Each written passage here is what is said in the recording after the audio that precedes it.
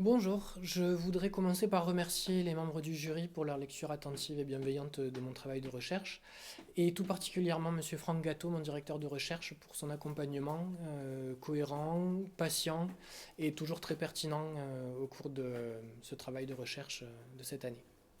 Je suis éducateur depuis 17 ans en protection de l'enfance et dans le cadre de mes interventions, je m'intéresse à la question de la place de l'usager, de ses savoirs et de son expérience, comment on peut s'appuyer dessus, la mettre en valeur, qu'elle puisse avoir une valeur dans notre accompagnement.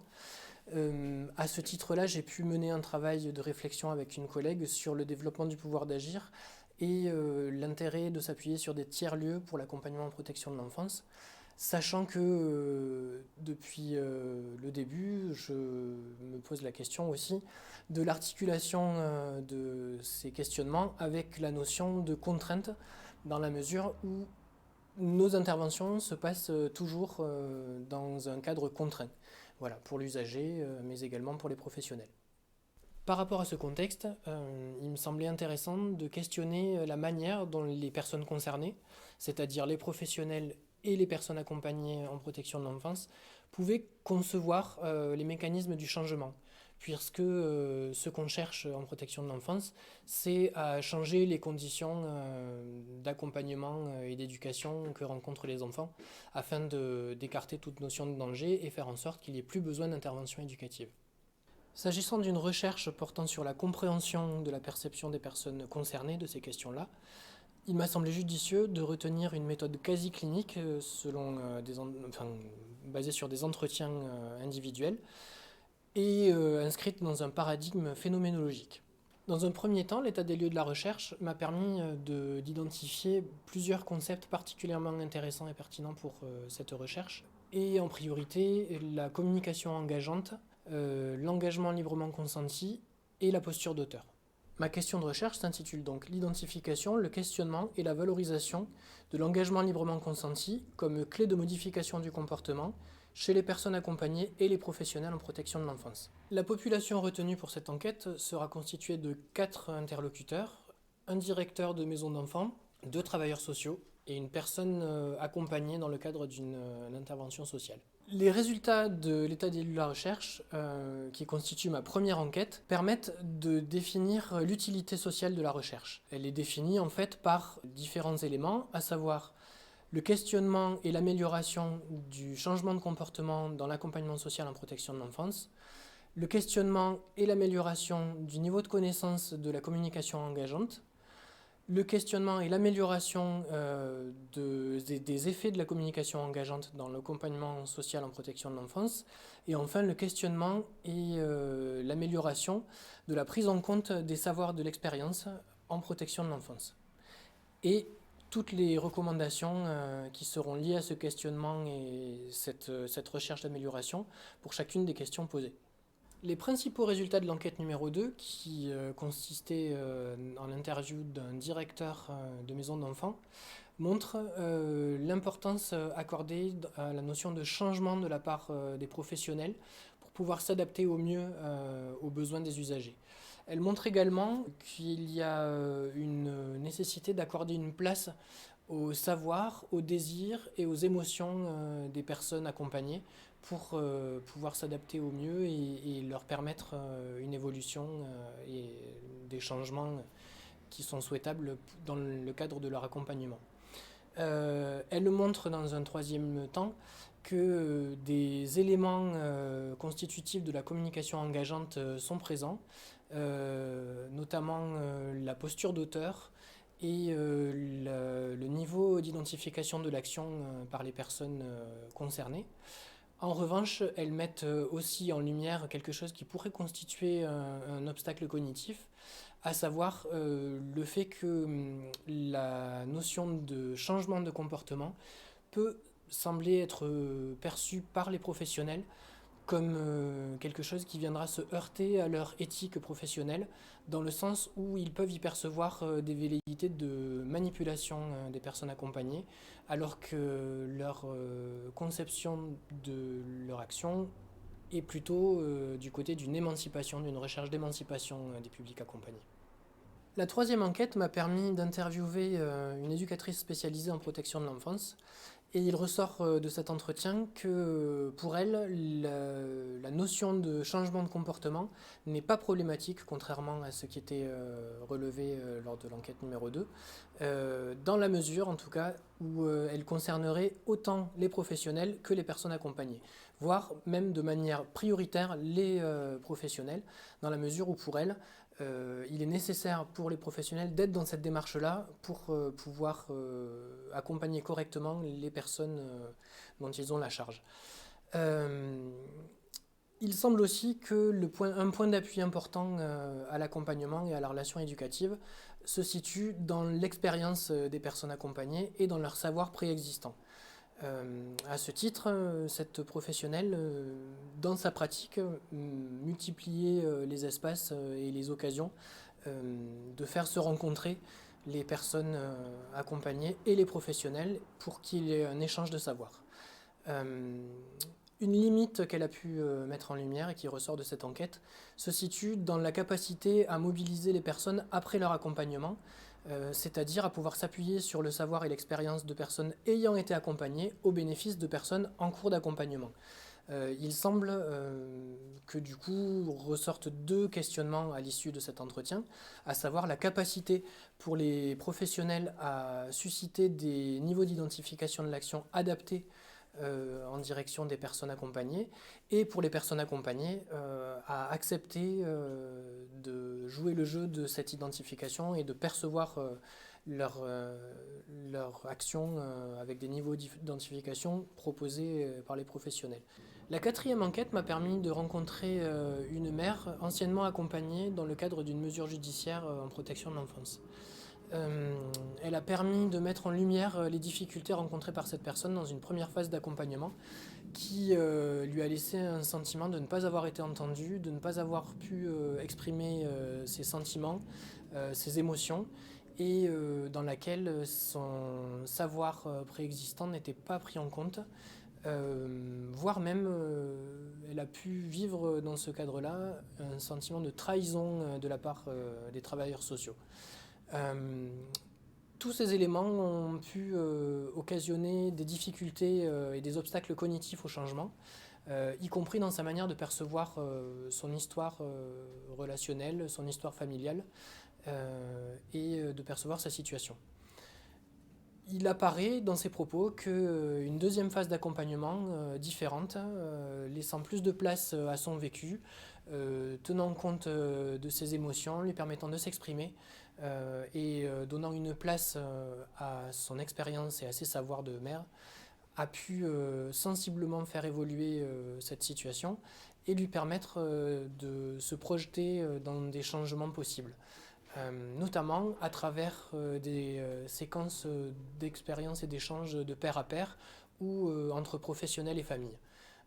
qui permettaient à chacun de bénéficier des savoirs des autres. La dernière enquête m'a permis de rencontrer un autre travailleur social, éducateur spécialisé en maison d'enfants,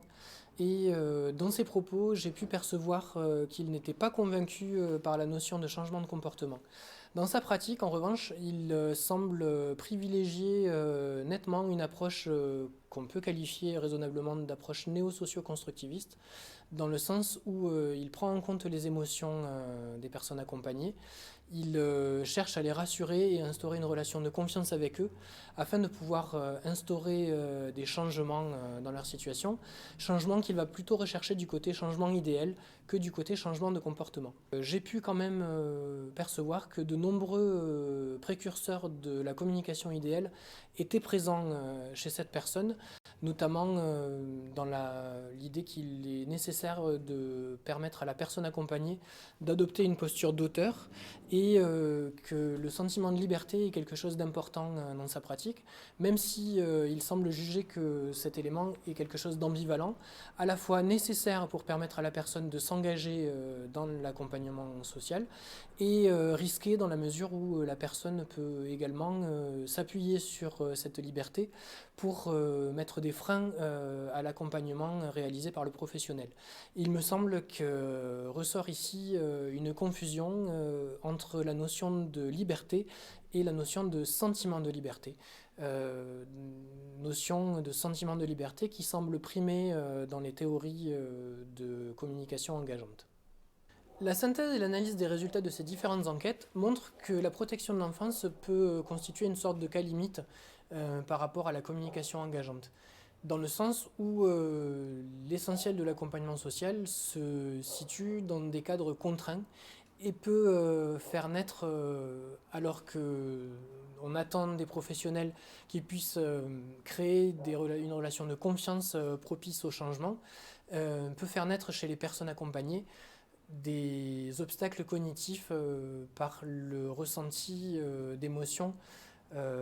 qui vont à l'encontre du changement, c'est-à-dire la peur, la colère, voilà, et avec lesquels les professionnels vont avoir affaire. Ça n'enlève rien, selon moi, à cette approche dans le cadre d'une intervention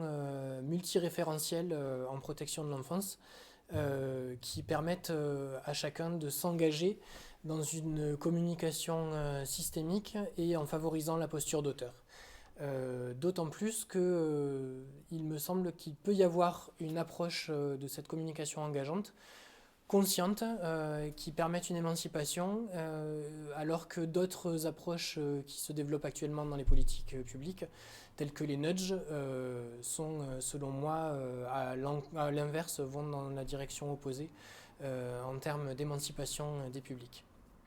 La méthode quasi-clinique retenue ne permet pas la généralisation que permettrait une méthode quantitative, mais l'objectif était la compréhension et du coup la méthode retenue me paraît adaptée. Quels sont les apports des résultats de cette recherche à la pratique professionnelle ? Eh bien, j'ai pu mettre en évidence que la perception, la conception des mécanismes de changement est assez incomplète, que ce soit chez les personnes accompagnées ou chez les travailleurs sociaux, et que ça conduit, dans le cadre des relations éducatives, à rechercher plutôt un travail de conviction et d'information, plutôt que des éléments tels que le niveau de perception de l'action ou des petites étapes de changement par l'action qui sont plus conformes à ce que la théorie propose pour favoriser le changement de comportement. Il en est de même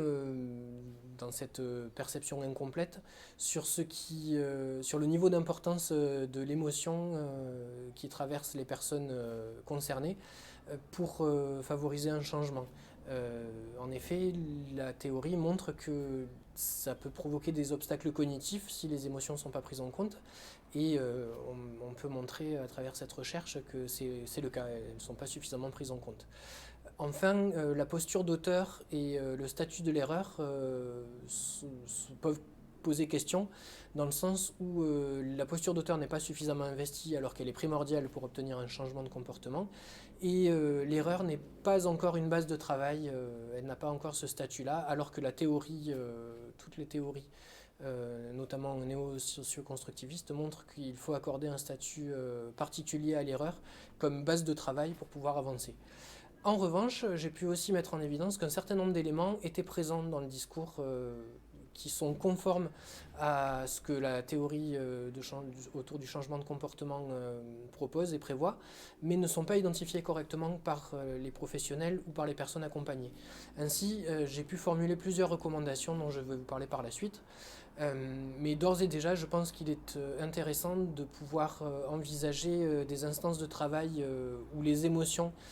et des personnes accompagnées et des professionnels puissent se rencontrer pour favoriser ce changement. Les propositions de recommandations que je peux formuler à l'issue de ce travail de recherche sont au nombre de 5. Les deux premières s'adressent plus particulièrement aux instituts de formation. La première d'entre elles serait de pouvoir donner une vraie information et obtenir un niveau de connaissance correct pour les étudiants et futurs travailleurs sociaux en ce qui concerne les mécanismes de changement de comportement et la communication engageante, et donc plus investir le domaine de la psychologie sociale. La deuxième proposition pour les instituts de formation serait de ménager plus de place et s'appuyer davantage sur les personnes accompagnées pour bénéficier de leur expérience et acculturer les futurs travailleurs sociaux à un travail de co-construction d'un accompagnement avec ces personnes-là, et donc en leur laissant une place à leur côté en cours de formation. Je pense que ça pourrait également servir de point d'appui comme un premier levier, un premier petit acte dans le sens du changement, comme le préconise la communication engageante, que de faire intervenir ces personnes accompagnées en institut de formation. La troisième proposition se centre davantage sur l'accompagnement en lui-même et la relation éducative, et se propose de favoriser davantage une communication systémique et non dogmatique au cours de l'accompagnement, et s'appuyer plus sur ce que les théories proposent, à savoir en ce qui concerne le néo-socio-constructivisme, le management participatif, et donc une approche plus non dogmatique que ce que ça peut l'être actuellement. La quatrième proposition serait, dans l'accompagnement des personnes, de s'appuyer clairement sur la communication engageante de manière explicite et avec leur accord. Voilà, pour être dans une démarche qui n'aille pas dans le sens des craintes de certains de mes interlocuteurs, c'est-à-dire du côté de la manipulation, mais être vraiment sur quelque chose d'explicite et de consenti, avec un niveau d'information suffisant qui amène les personnes davantage du côté de l'autonomie. Voilà. Et la dernière de ces propositions serait de prendre davantage en compte les récentes lois qui concernent la démocratie institutionnelle, car on a un outil et un arsenal législatif suffisant sur lequel s'appuyer au niveau des institutions pour laisser la place à l'expression des usagers et des personnes accompagnées. Et je pense qu'il y a encore trop peu d'institutions, et même dans les institutions où ça existe, c'est encore investi trop à la marge, alors que je pense qu'on pourrait en faire le cœur de l'accompagnement social de cette démocratie institutionnelle. Voilà, et je pense que toutes ces propositions sont valables au-delà de ce qui concerne la protection de l'enfance, mais plus largement pour ce qui concerne également l'ensemble du secteur social et médico-social. Les perspectives de recherche à l'issue de ce mémoire me semblent se situer à 3 niveaux. Le premier serait de chercher à généraliser les résultats obtenus dans cette recherche qualitative au travers d'une recherche quantitative constituée par un questionnaire. Ce questionnaire pourrait également être vu comme un premier levier de changement, un premier levier d'engagement dans une recherche de changement chez les personnes répondant au questionnaire. Le deuxième se situerait dans un élargissement des personnes interrogées, en ciblant comme public les formateurs en école d'éducateurs, pour questionner ce qu'il en est de leur connaissance de la communication engageante. La dernière serait de tester l'efficacité des recommandations formulées précédemment, et voilà, de voir si les résultats obtenus en termes d'amélioration sont à la hauteur de ce que j'envisageais. Au cours de ce travail de recherche, j'ai été particulièrement intéressé par l'état des lieux de la recherche, qui m'a permis de constituer un certain nombre d'acquis en termes de connaissances, et d'ouvrir ma réflexion sur de nouvelles questions. Ensuite, au cours des enquêtes de terrain, les enquêtes auprès des éducateurs m'ont paru particulièrement intéressantes, en ce qu'elles m'ont permis de prendre du recul sur ma propre pratique et ma propre perception en tant qu'éducateur et dans ma pratique de la communication engageante. À l'occasion de ce travail de recherche, j'ai pu acquérir de nouvelles connaissances, en particulier concernant la communication engageante et la différence entre changement de comportement et changement idéal. J'ai pu également faire des liens nombreux et nouveaux par rapport à ce que j'avais pu vivre au cours de l'année de ce master, entre les modèles théoriques découverts au cours de cette année, découvert à l'occasion de la constitution de ce mémoire, et l'expérience que j'avais pu accumuler au cours de mes 17 ans de pratique en tant qu'éducateur spécialisé. J'ai pu transformer ces connaissances en compétences au travers de ce travail, découvrir des méthodes de recherche, me les approprier, découvrir des outils afin de créer un nouveau savoir scientifiquement valide. J'ai pu découvrir et créer, me concernant, de nouveaux savoir-être, notamment pouvoir aujourd'hui constituer construire un discours de manière référencée et des pensées référencées appuyées sur des auteurs reconnus au niveau scientifique. Au cours de cette année en Master 2, j'ai pu découvrir des connaissances dans des domaines nouveaux que je n'avais pas encore explorés dans ma pratique professionnelle, tels que le management ou certains aspects de l'évaluation. J'ai pu également relire mon expérience professionnelle en relation avec l'expérience professionnelle de personnes qui ont partagé cette année avec moi, d'autres étudiants, comme les kinésithérapeutes, les ostéopathes, des infirmiers, des cadres de santé. J'ai pris conscience de l'importance de l'identification de l'action, du statut de l'erreur dans l'accompagnement éducatif, mais également en ce qui concerne mes relations sociales, mes relations familiales et au niveau personnel. J'ai pris conscience également de l'importance de la communication systémique et de la communication non dogmatique. J'ai pu découvrir des méthodes de travail individuelles autant que collectives en groupe et notamment la pertinence dont je découvre tous les jours à quel point elle est importante, de la méthode et du concept néo-socio-constructiviste. J'ai pris conscience de ma propre subjectivité à un autre niveau, parce que je le faisais déjà, j'en avais déjà en partie conscience dans ma pratique, mais j'ai pu le relire de manière différente et prendre du recul de manière à évoluer encore professionnellement et personnellement, à le prendre en compte de manière référencée et comment prendre en compte de manière référencée mes émotions, les savoirs préexistants et les émotions des personnes que je côtoie dans ma pratique professionnelle, dans mes relations sociales et familiales. J'ai également pu transformer ce que j'ai appris en compétences pour pouvoir envisager mon avenir professionnel d'une manière sereine et pleine d'envie. Je vous remercie pour votre attention.